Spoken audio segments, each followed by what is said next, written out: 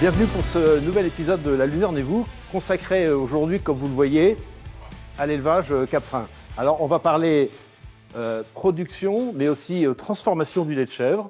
Et pour commencer ce reportage, on va parler de tout ça avec Denis Renoux. Bonjour Denis, chez qui nous sommes aujourd'hui à Château-Giron, près de Rennes. Est-ce que vous pouvez déjà nous présenter votre exploitation sommairement ? Alors ici nous sommes 4 associés avec des vaches laitières et des chèvres laitières. On a 110 vaches laitières et 230 chèvres laitières. Alors quels sont les critères de réussite d'un élevage de chèvres pour le lait ? Alors les critères de réussite, c'est principalement de faire du lait de qualité pour la laiterie, lait qui est transformé en fromage. Donc essayer d'avoir du lait de qualité avec des taux importants et de l'hygiène de traite. Alors, question alimentation, comment ça se passe ? Alors ici, on a fait le choix de la luzerne depuis le début. Et depuis 8 ans, nous sommes passés à la luzerne à volonté en râtelier pour les chèvres laitières. D'autres aliments donc, que la luzerne, c'est pas que de la luzerne ? Luzerne à volonté, un peu de foin et un aliment unique pour corriger la ration en fonction de la luzerne. Prenons un peu de temps pour la luzerne. Question production, vous la produisez vous-même, c'est ça ? Alors oui, on produit notre luzerne, on a 10 hectares de luzerne, on complémente en achat selon le rendement.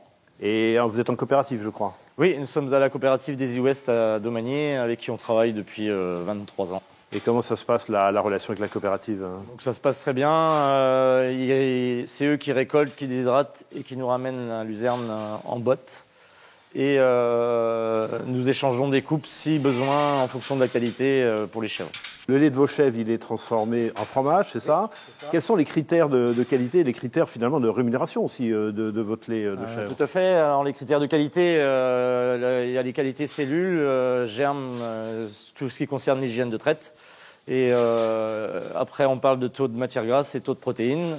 Par rapport à l'alimentation, en fonction de l'alimentation qu'on donne, on fait varier les taux et la génétique en fait partie aussi. Mais la luzerne est une grosse part de taux dans le lait. Et il y a aussi un critère, je crois, de fromageabilité, c'est ça ?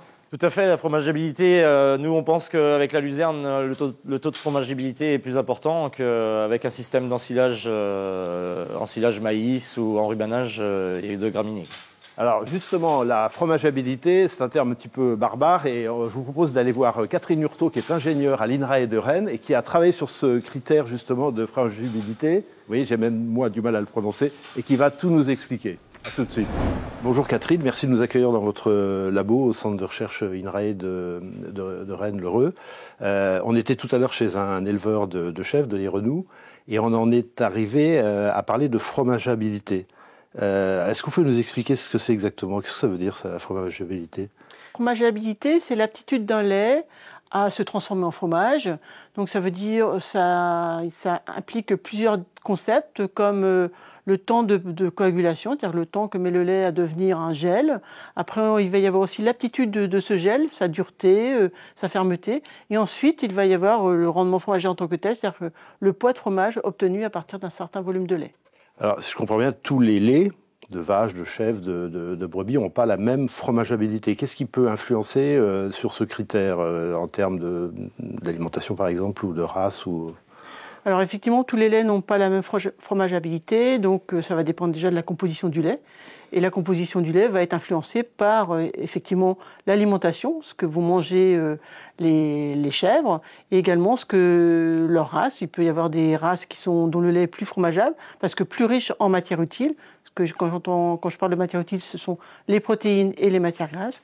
Donc tout cela va influer sur le rendement fromager.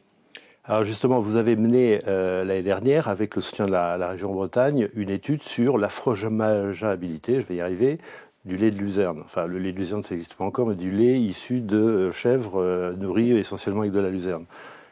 Quels en sont les principaux résultats ? Oui, donc on a mené cette expérimentation avec 3 lots de 12 chèvres qui ont reçu soit un fourrage à base de fétuque, soit un mélange fétuque-luzerne, soit uniquement de la luzerne. Et donc, on a récupéré le lait de ces lots de chèvres et on a fabriqué du fromage. Et on s'est rendu compte que l'alimentation à base de luzerne entraînait une amélioration de l'ordre de 10% du rendement fromager en frais, et ce, grâce à une amélioration de la composition du lait, une amélioration de la teneur en protéines et une augmentation également de la teneur en matières grasses. Alors merci beaucoup Catherine. Alors maintenant pour conclure ce reportage, on va aller vérifier en quelque sorte ces résultats de cette étude chez un fromager professionnel, en l'occurrence le GAEC des Hautes-Marettes à quelques kilomètres d'ici. Merci beaucoup. Merci. Voilà, j'ai changé de tenue. Comme vous le voyez, c'est pas forcément la tenue que je préfère, mais comme on va aller dans une fromagerie, c'est la tenue indiquée. Vous venez avec moi? Bonjour Vincent, merci de nous recevoir. Donc vous êtes à la fois éleveur et fromager. Est-ce que vous pouvez nous expliquer l'ensemble de l'exploitation?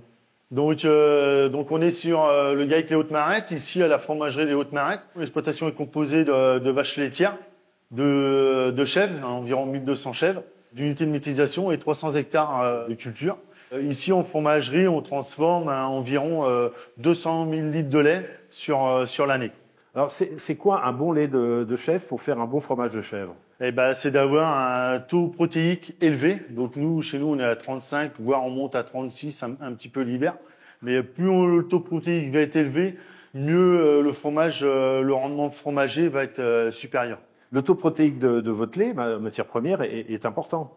Oui, elle est très importante parce que ça nous permet d'avoir un fromage avec un rendement fromager extra en fait. Plus on va avoir un taux protéique élevé, donc avec le biais de la luzerne, ça nous aide grandement en fait à augmenter le taux protéique, donc qui va se transmettre aussi en tube où le lait va être plus fromageable et à un rendement supérieur. Et c'est nous en tant que fromager, c'est ce qu'on recherche, faire on va dire 2 fromages de plus avec la même quantité de lait, donc grâce au taux protéique et à l'alimentation qui est en face, quoi.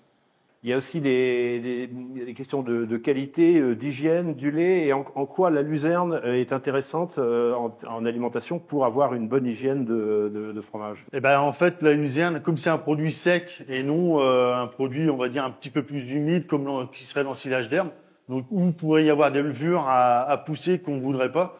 Donc la luzerne, elle a ces qualités-là, donc qui nous permet d'avoir une hygiène aussi sur le troupeau qui est correcte et qu'on puisse maîtriser le taux cellulaire pour avoir du fromage vraiment transformable au maximum, quoi.